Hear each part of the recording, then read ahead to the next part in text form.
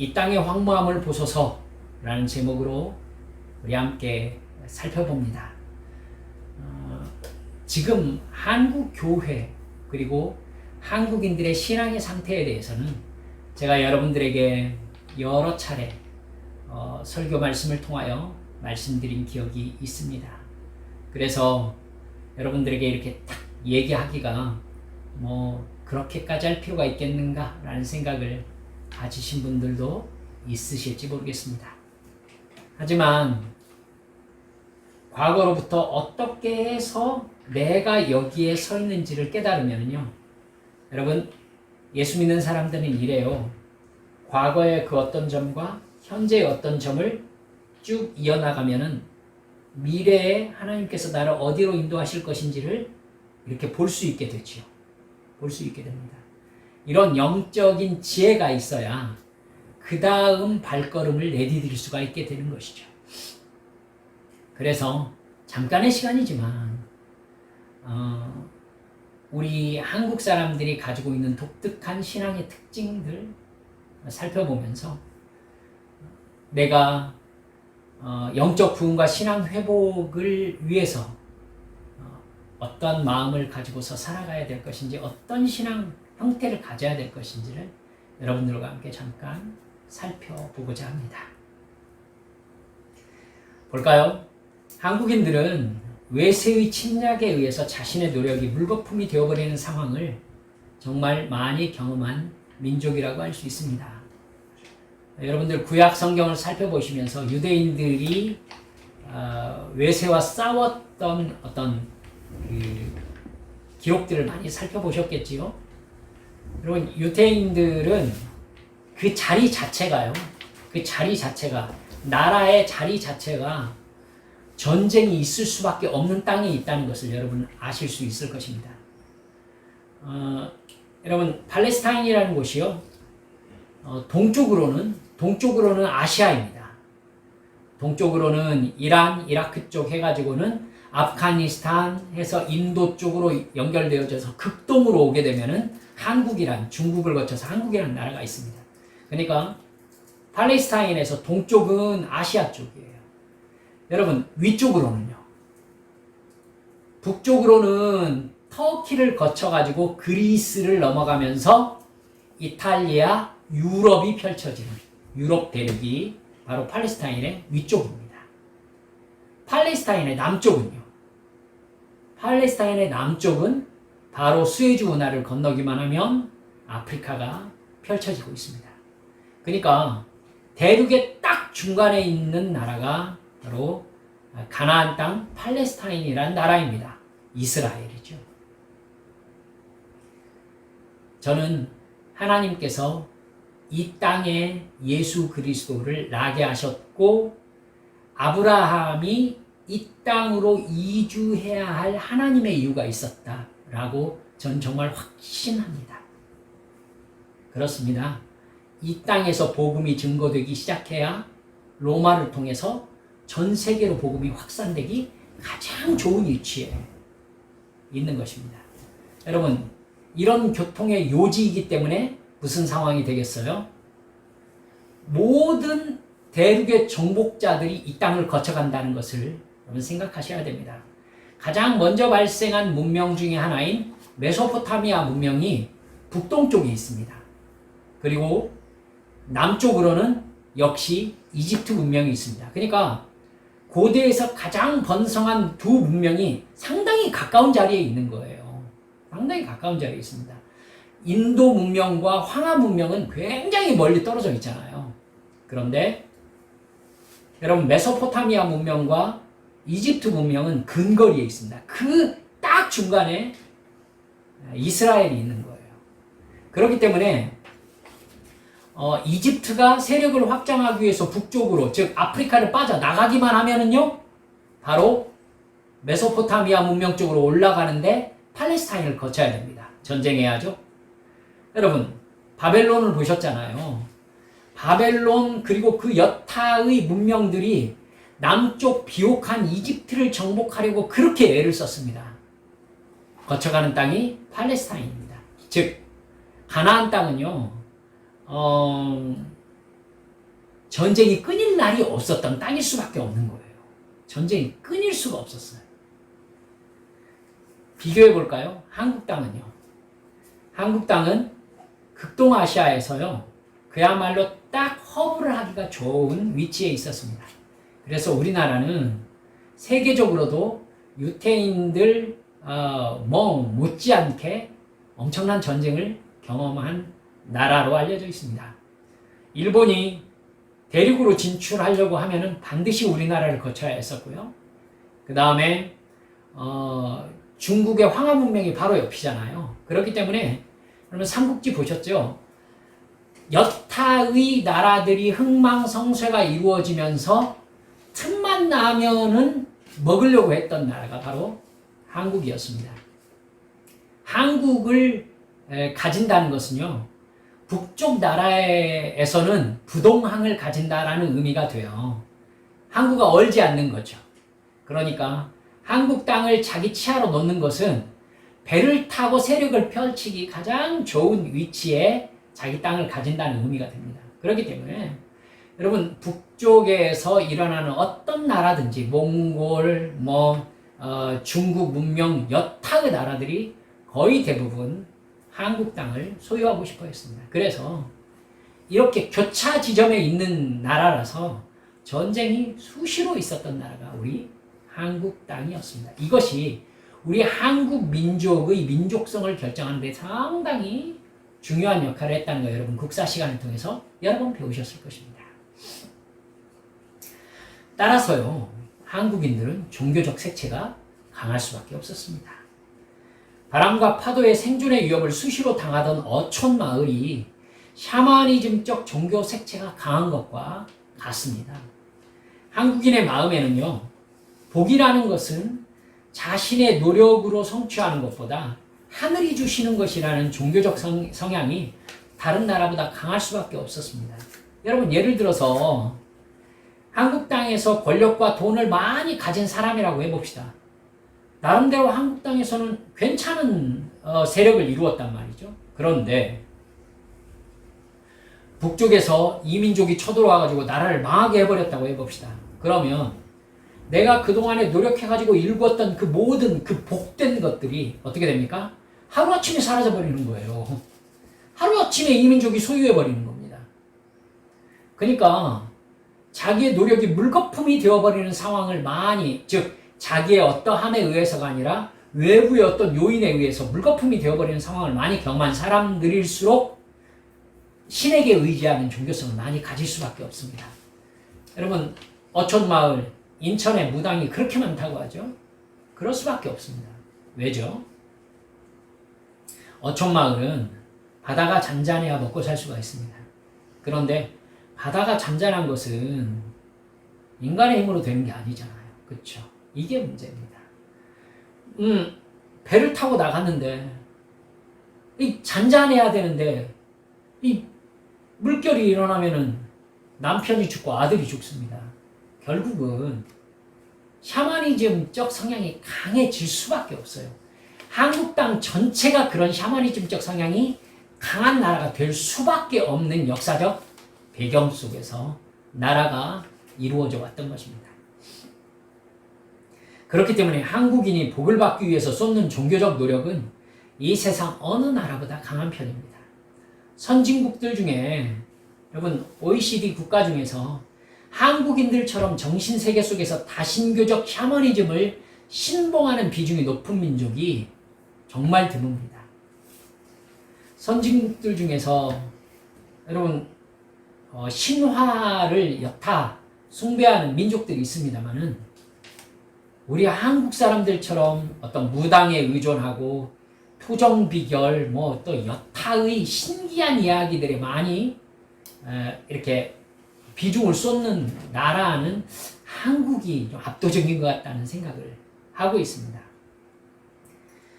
온 집안의 물건들에 모두 복자를 써서 가지고 있을 만큼 복을 비는 성향이 강한 민족이 한국인들입니다.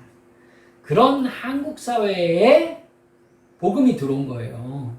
그러니까 맨 처음 한국 사회에 들어온 복음은요, 돈도 없고 힘도 없는 이 사회의 서민들이 자기들의 안전장치를 가지고 싶고 자기들의 삶을 돌봐줄 신을 의지하는 마음으로 기독교를 받아들이는 가능성이 되게 많습니다.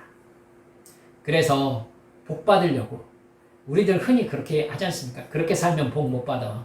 말이 절반은 맞아요. 근데 절반은 틀리죠.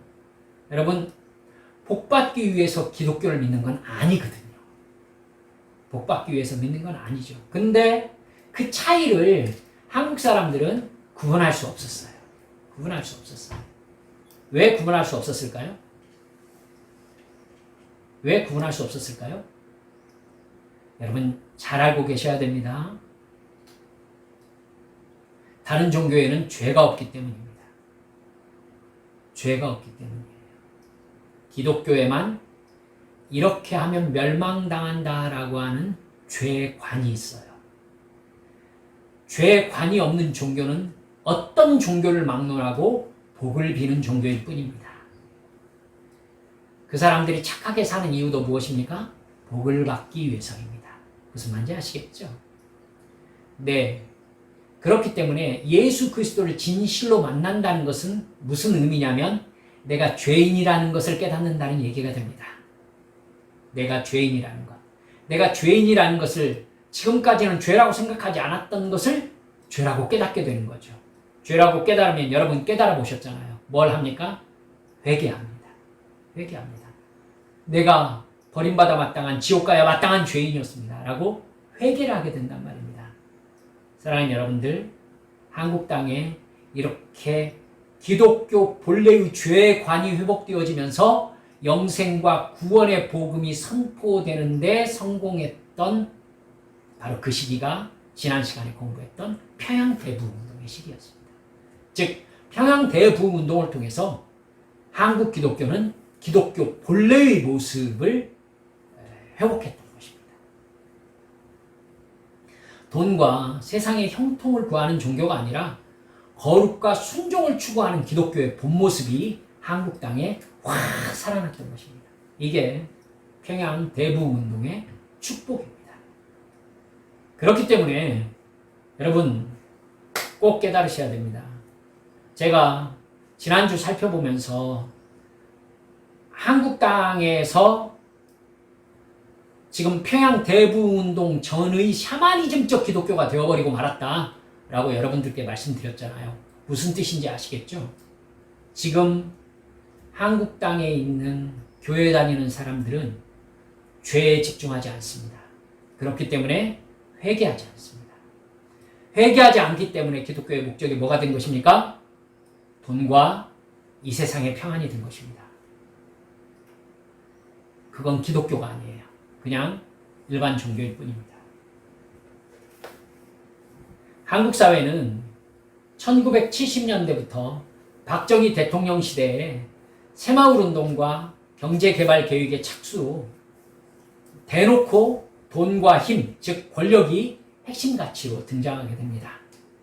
여러분, 군인들은요, 2등이 없는 세계관을 가지고 있어요.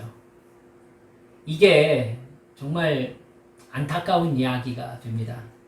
여러분, 군인들은 2등은 죽음입니다. 그렇기 때문에 극단적이에요. 여기에는 인간다움 이런 것이 없습니다. 인간다움, 어떤 인간 본래의 윤리, 살고 죽는 부분에 있어서는 여러분 윤리가 실종돼 버리잖아요. 그렇기 때문에 군인은 정치를 하면 안 됩니다. 제가 심각한 얘기를 하고 있지요. 우리나라 근대가 현대라고 해야죠. 여러분, 군인에 의해서 다스려지면서 우리나라는 물질 만능주의 사상에 급격하게 물들게 됩니다. 군대는 돈과 힘, 죽느냐 사느냐, 이것이 있냐 없냐, 이것이 승자와 패자를 결정하는 아주 단순한 세계관을 가진 게 군대라는 조직이기 때문입니다. 가난의 퇴치를 한다는 단순한 이유에서는 아주 효율적인 효과를 발생시켰습니다. 해라 해서 그 결과를 거두는 것. 여러분, 사실은 우리나라가 이만큼 살게 되지 않았습니까? 라는 부분에 대해서도 할 얘기가 많습니다. 여러분 아시다시피 그렇게 강제적으로 노동력을 착취당한 계층이 있었죠. 여러분, 그 사람들의 착취당한 계층의 노력을 그 사람들이 가져갔습니까? 아니죠. 돈과 권력을 가지고 있는 사람이 가져갔습니다. 그래서 부익부, 빈익빈의 현상이 엄청나게 심해졌습니다. 혹 저에게 그럼 그 이전 세대는 더 했지 않습니까? 라고 얘기할 것 같으면 저는 따로 드릴 말씀은 없습니다. 사랑하는 여러분들, 저는 교회 이야기를 하고 싶은 것입니다. 한국 교회가 여러분 어차피 있었던 일이기 때문에 그건 뭐 어떻게 고친다든가 뭐 이럴 수 있는 방법이 없어요. 그렇게 한국 사회가 돈과 권력에 의해서 강압적인 어떤 군인들의 통치에 노출되어 있는 사이에 여러분 한국 사람들의 가치관은 뭐에 어떤 상황에 놓이게 되느냐면요. 그러니까 이쪽 편이야 저쪽 편이야. 흑과 백의 논리에 아주 강하게 노출되게 됩니다. 내 편 아니면 죽어. 그러니까 별 수 없는 거죠. 마음에 들지 않아도 아부해야 되고 복종해야 되는 이런 상황에 놓였던 것입니다. 여러분 근데 그러한 사회의 분위기가 한국 교회에 물밀듯이 밀고 들어왔습니다. 이게 비극이죠. 평양 대부운동으로부터 회개와 진리를 향한 열정을 회복한 한국 교회가 여러분 혹독한 일제 식민시대와 6.25 전쟁을 겪어냈습니다. 그러면서 우리나라의 민족성을 지키는 데 기독교가 굉장한 공을 세웠습니다. 근데 그 한국 교회가 1970년대부터 세상의 풍조를 따라 급격히 황금 만능주의로 흐르기 시작합니다.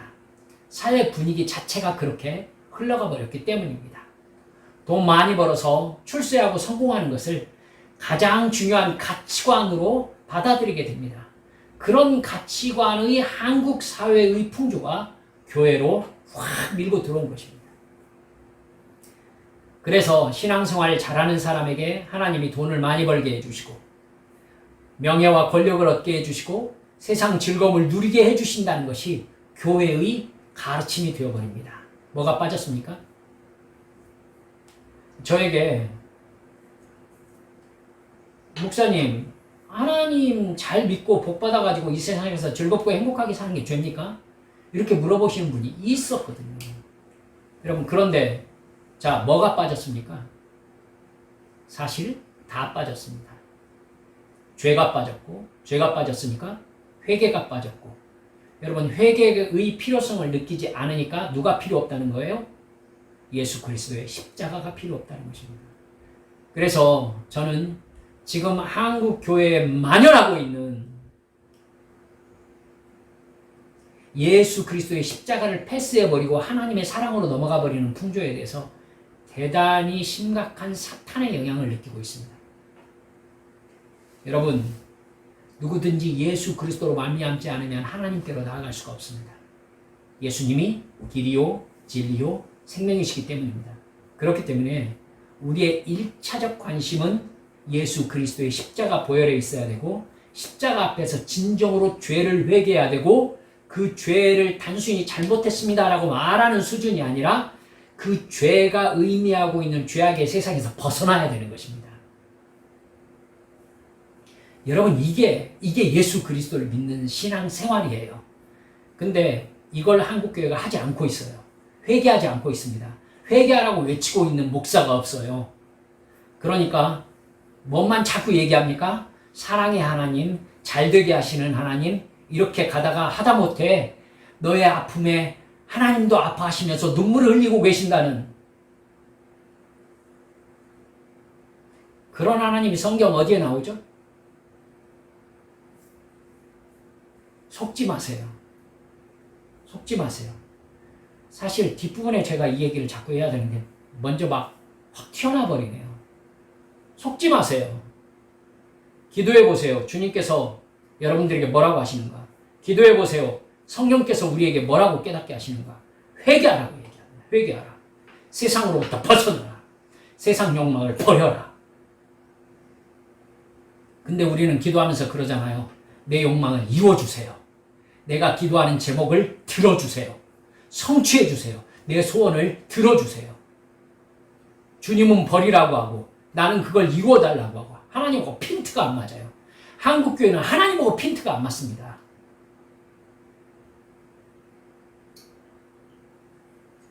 사랑하는 여러분들, 예수 그리스도의 죄사함의 기쁨이 기독교의 기쁨의 100%입니다.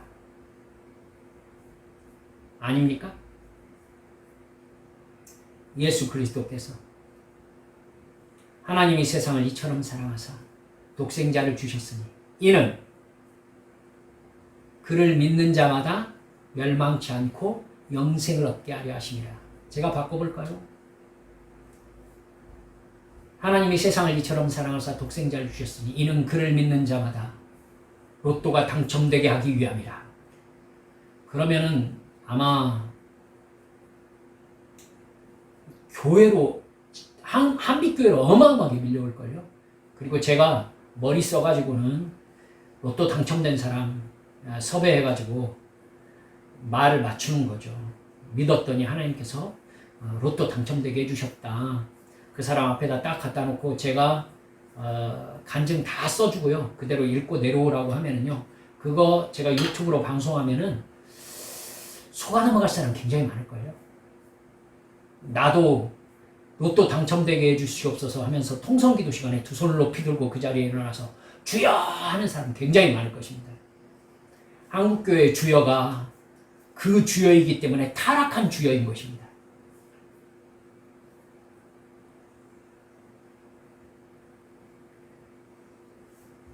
계속 봅시다. 교회의 복과 이 세상의 복이 같은 의미가 되어버렸다는 것이 여러분 한국 기독교의 타락의 시작입니다. 평양 대부흥운동의 회개운동과 거듭남의 영적 부흥은 사라져버리고 교회는 급격히 세속화되었습니다.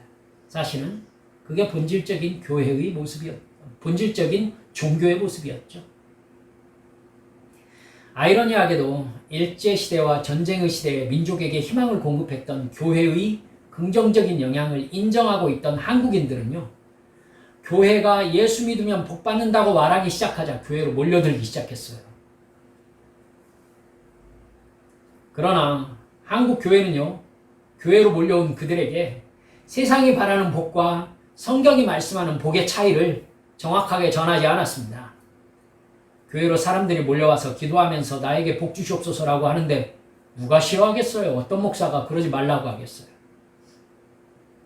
세계적으로 그때 딱 맞물렸던 시대 풍조와 사조가 뭐였느냐면요. 전쟁의 시대가 끝났잖아요. 2차 대전이 끝났잖아요. 그래서 각 나라가 경제를 일으키려고 굉장히 애를 썼었던 시대였습니다. 그래서 여러분, 그래서 미국을 중심으로 해서 적극적 사고방식이 아주 대단히 유행했습니다. 적극적 사고방식. 언젠가 여러분 시크릿이라는 내가 간절히 바라고 원하면은 나를 온 우주가 도와주게 되어 있다. 이런 사상이 그때 배태되었던 것입니다. 적극적으로 사고방식을 가지고서 긍정적인 마음으로 긍정적 사고방식을 가지고서 일을 하면 성공할 수 있다라고 한다는 것입니다. 여러분, 그러한 사고방식의 교회가 강력하게 뒤에 영적, 철학적 배경을 제공했습니다. 그래서 돈과 성공의 유혹에 속수무책으로 한국교회는 휩쓸렸습니다. 그래서 병고침과 출세와 여러분 합격과 좋은 대학 들어가는 것과 회사가 엄청나게 커지는 것, 그래서 그 사람이 교회의 장로가 되는 것, 엄청난 복을 받은 것으로 한국교회가 이해했었습니다. 지금 여러분들 기억하고 계실 것입니다. 그렇게 한국교회에 알려졌던 큰 교회 장로들인 큰 기업의 회장들이 집에다 금두꺼비 놔두고 세금 내지 않아가지고 온갖 TV에 보이면서 발각되어지는 모습. 한국교회는 사도들의 믿음에서, 평양대부운동의 영향에 의한 사도들의 믿음에서 바리새인의 위선으로 타락하고 말았습니다. 한국교회가 세계에서 주목받는 양적 성장을 이룬 시기가 1970년대 초반부터 1980년대 후반까지 20년 세월입니다. 1990년에 한국교회는 약 1000만 명이 교회를 다닌다고 통계가 나왔었습니다. 엄청난 호황이지요. 전국에 교회가 세워졌습니다. 세계에서 10손가락 안에 드는 엄청난 교회 중에 5교회가 한국에 있었습니다. 사람들이 교회로 몰려들었습니다. MBC에서는 여의도 순복음교회 주일 예배 방송을 보내주었었습니다. 제가 어렸을 때 그걸 들었던 기억이 납니다.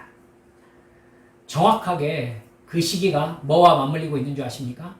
한국 사회가 급격하게 돈을 벌었던 때하고 일치합니다. 교회는 복을 바라는 사람들이 몰려들어서 급격한 양적 성장을 이루었지만 그것이 교회의 본질을 타락시키는 요인이 되고 말았습니다. 한국 교회로 사람이 몰려들었던 그때가 사실은 복이었을까를 깊이 돌아보게 되는 상황이 아닐 수 없습니다. 세상에 돈 열풍에 휩쓸려서 성경의 복을 돈과 동일시하는 사람들의 모임이 되고 만 것입니다. 교회는 그 증거, 즉 하나님께서 복을 주신다, 예수 믿는 사람들 잘 되게 하신다, 이런 성경적 모델로서 당대의 거부가 되었던 아브라함과 이삭과 야곱의 재물에 대해서 설교했습니다. 이집트의 총리 대신이 된 요셉에 대해서 설교했습니다. 그러면서 꿈을 가지라고 했었습니다. 요셉이 총리 대신이 되는 꿈을 꾸었습니까? 정말 미칠 일입니다. 다윗과 솔로몬의 성공, 정말 은혜롭게 얘기했죠. 1000번째 얘기가 거기에서 나온 것입니다.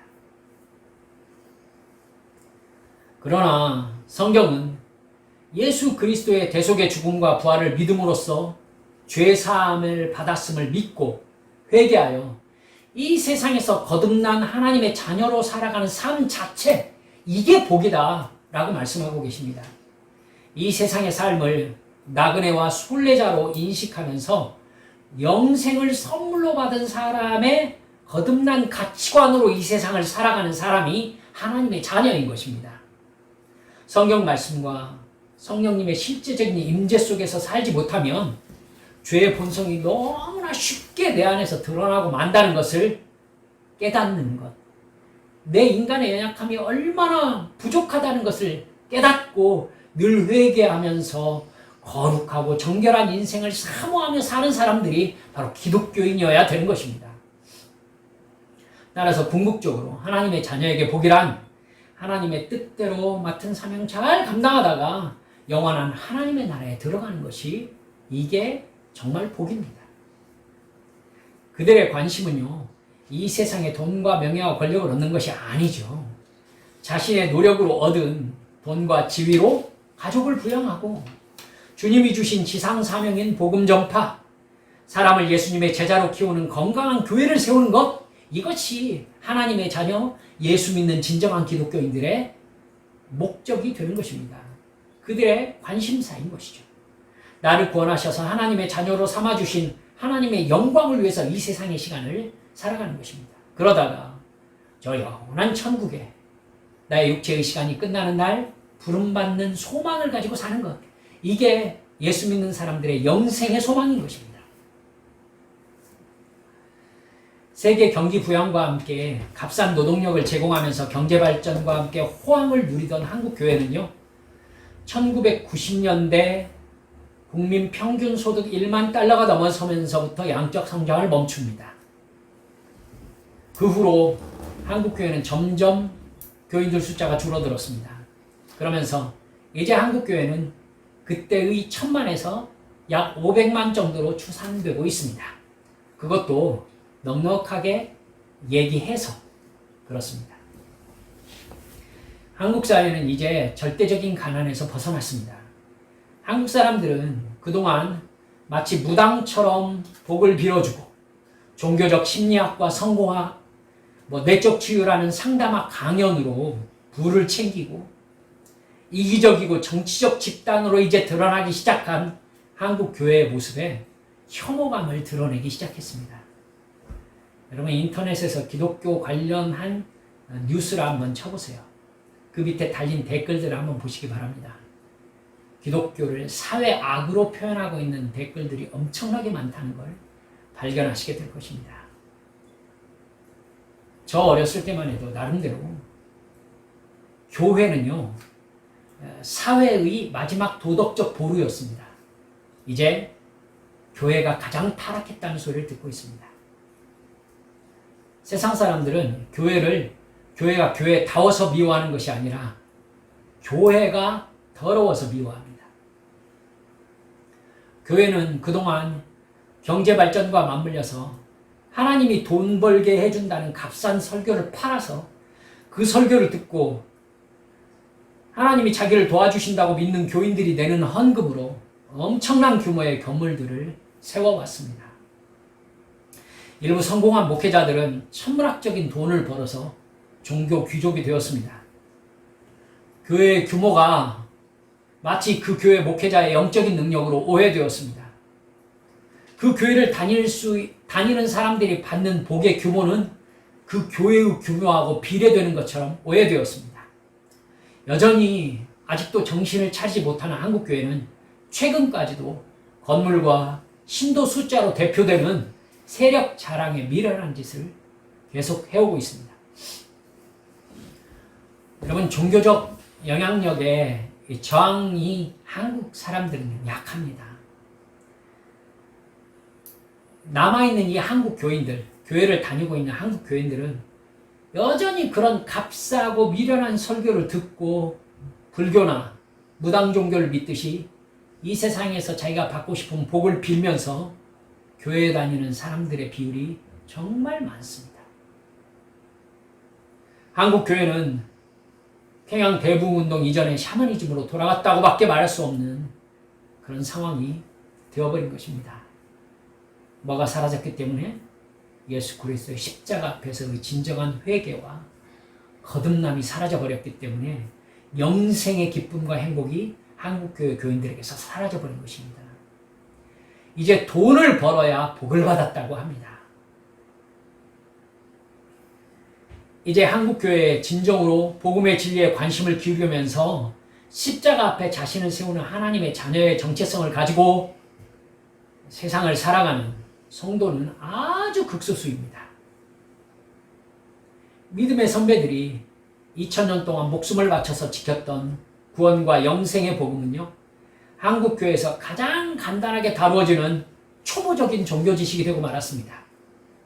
교회에 나오는 첫 시간에 예수 믿으면 구원받는다는 걸 믿느냐고 묻습니다. 너무나 간단해요. 11시 예배 딱 끝나고 나면 교회 처음 나온 사람들은 새신자실로 모여드리면은 등록 과정을 도와드리겠습니다. 이렇게 하고 예수 믿느냐고 물어봅니다. 그러면요, 뭐가 뭔지도 모르고 믿습니다. 이렇게 대답합니다. 그러면 축하합니다. 당신은 이제 하나님의 자녀가 되었습니다. 지옥 가고 싶어도 못 갑니다 하면서 자랑스럽게 얘기해 줍니다. 그리고 그렇게 자랑스럽게 구원을 수여받은 사람들에게 세상의 상담학의 기법으로 성경을 왜곡해서 가르쳐주기 시작합니다. 이제 교인들은요, 자기들이 죄인이라는 인식을 맨 처음에 경험하지 못합니다. 그저 이 세상에서 자기가 위로받고 싶어서 심리학적 접근으로 자기를 공감해주는 말을 듣고 싶어하고 경제적 관점으로 자기에게 참고할 만한 성공학적인 기법들을 듣고 자기의 기업과 가정과 여타 인간관계를 진단해서 성공적인 인생을 살고자 하는데 교회가 도움이 되었으면 하는 바람을 가지고 있을 뿐인 거죠.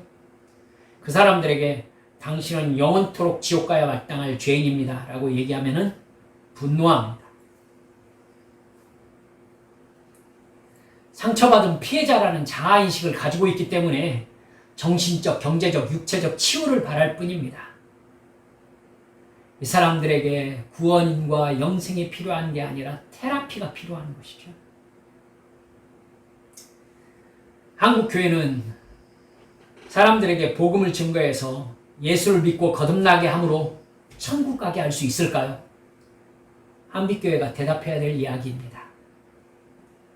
한국 기독교는 황금 만능주의와 세속화가 가장 깊이 진행된 종교가 되고 말았다고 한다면 지나친 이야기가 되겠습니까? 진정한 회개를 잃어서 생명과 본질을 잃고 썩어있는 한국교회를 바라보면서 이스라엘에게 끊임없이 돌아오라고 하셨던 하나님의 마음, 하나님의 음성을 들을 수 있어야 됩니다. 여러분, 정말 우리는 이 교회에서 하나님의 마음을 품고 애통의 기도를 가지고서 기독교 본질의 부흥을 갈망해야 되는 시기에 살고 있는 것입니다. 깨어 기도하는 사람, 성령의 감동함으로 하나님과 접속되어 있는 사람들을 통해서 하나님은 다시 말씀과 기도와 회개의 부흥을 일으켜주시고 진정한 하나님의 자녀다운 성도를 세워주실 것을 우리 한빛교회 성도들은 믿으시기 바랍니다. 그리고 우리가 그러한 영적 사명을 감당해야 되는 이 시대 마지막 사명자로 세움받았음을 믿으시기 바랍니다. 우리는 정말 가슴 아파해야 돼요. 이 땅의 황무함을 보소서 하면서 찬송해야 됩니다.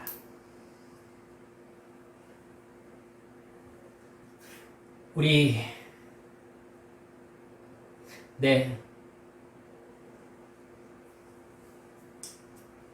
영적 부흥과 신앙 회복을 최종 마무리하면서 이렇게 정리 한번 해봅시다. 역대하 7장 14절에 있는 4개의 동사를 따라서 하나님이 주시는 새로운 부흥의 시대를 우리 한빛교회가 준비했으면 좋겠습니다. 첫 번째, 겸손해야 됩니다. 마음을 겸비하게 하고 진정으로 자신의 죄악됨과 교만함과 무지함을 하나님 앞에 그대로 내어놓고 회개하면서 주여 나를 변화시켜 주옵소서, 거듭나게 해 주옵소서, 영생의 기쁨, 죄사함의 기쁨, 내 죄를 진정으로 십자가 앞에 회개하는 죄사함의 순간을 내가 맞이하게 해 주옵소서 기도해야 합니다.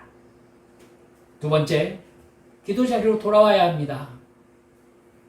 기도에 대해서 아는 사람이 아니라 시간을 내서 기도하는 사람이 되어야 되는 겁니다. 엘리야의 하나님, 평양 대부운동을 일으키신 하나님은 어디 계시나이까? 이러면서 주여 제 기도에 응답해 주소서, 저를 부흥의 불쏘시개로 사용하여 주옵소서 하나님 앞에 간절히 기도해야 되는 것입니다. 세 번째, 영적인 갈급함이 회복되어야 되는 겁니다. 의에 줄이고 목마른 자를 하나님이 채워주신다고 약속하셨습니다. 하나님께서 하나님의 존재와 사랑과 능력을 나타내기를 간절히 간구하는 사람을 통해서 그가 하나님의 존재와 사랑과 능력을 경험한 후에 자기가 경험한 하나님을 세상에 증거하기를 바라시고 계십니다. 그렇기 때문에 하나님의 세계, 하나님의 말씀, 하나님과의 영적인 경험에 갈급한 마음으로 주님 앞에 나아가는 사람, 이 사람을 하나님께서 찾고 계신다는 걸 잊지 마시기 바랍니다. 마지막 네 번째, 우리는 고백과 회개로 준비되어야 합니다. 우리의 죄악됨을 하나님 앞에서 깨닫고 진정으로 근심한 적이 있는가 돌아봐야 되는 겁니다. 진정한 회개로 들어갈 수 있기를 간절히 구하면서 구원의 확신을 간구한 적이 있는가 돌아봐야 됩니다. 우리가 마지막 세대의 마지막 사명자들인지도 모릅니다. 하나님은 내 기도를 간절히 기다리고 계십니다. 내가 기도와 회개의 사명을 깨닫고 세상 욕심, 세상 자랑, 십자가 앞에 다 내려놓고 이 세상이 진정한 하나님의 말씀을 들을 수 있도록 부르짖기를 하나님께서 기다리고 계시는 것입니다. 나의 죄를 회개하면서 이 나라와 이 민족의 죄를 주 앞에 중보하기를 하나님이 기다리고 계시는 것입니다. 내 기도 시간이 그러한 기도 시간으로 채워지기를 기도하는 것입니다. 기대하고 계시는 거예요. 기다리고 계시는 겁니다. 제가 마지막에 이렇게 썼습니다. 당신 이 타락한 교회로 가득한 한국 땅에서 어떤 존재로 살다가 죽을 것인가? 우리는 무엇을 하며 살다가 어떤 죽음을 맞이하겠습니까? 천국 가겠습니까? 기도합시다. 이 시간 우리 하나님 앞에 기도하면서 주님, 한국교회에 회개운동이 회복되어지게 하여 주옵소서. 기도합시다. 회개운동이 회복되어지게 하여 주옵소서. 예수 그리스도의 십자가 보혈 앞에 자기 가슴을 찢고 나는 죄인입니다. 살려주시옵소서. 제게 영생의 기쁨을 주시옵소서. 내 죄를 용서하신 하나님을 내가 진정으로 사랑하며 하나님께 나의 모든 것을 드릴 수 있는 그런 진정한 거듭남이 내 안에 경험되어지게 하여 주옵소서. 기도해야 합니다. 여러분, 이 시간 우리 고개 숙이고 가정에 계시다면 무릎을 꿇고 주여 나를 불쌍히 여겨주소서. 주님, 진정으로 회개하며 십자가 앞에 내가 죄인임을 깨닫고 내 죄를 쏟아놓고 회개하는 진정한 믿음 안으로 나를 인도하여 주시라고 하나님 앞에 소리내어 통성으로 기도하시겠습니다. 함께 기도합니다.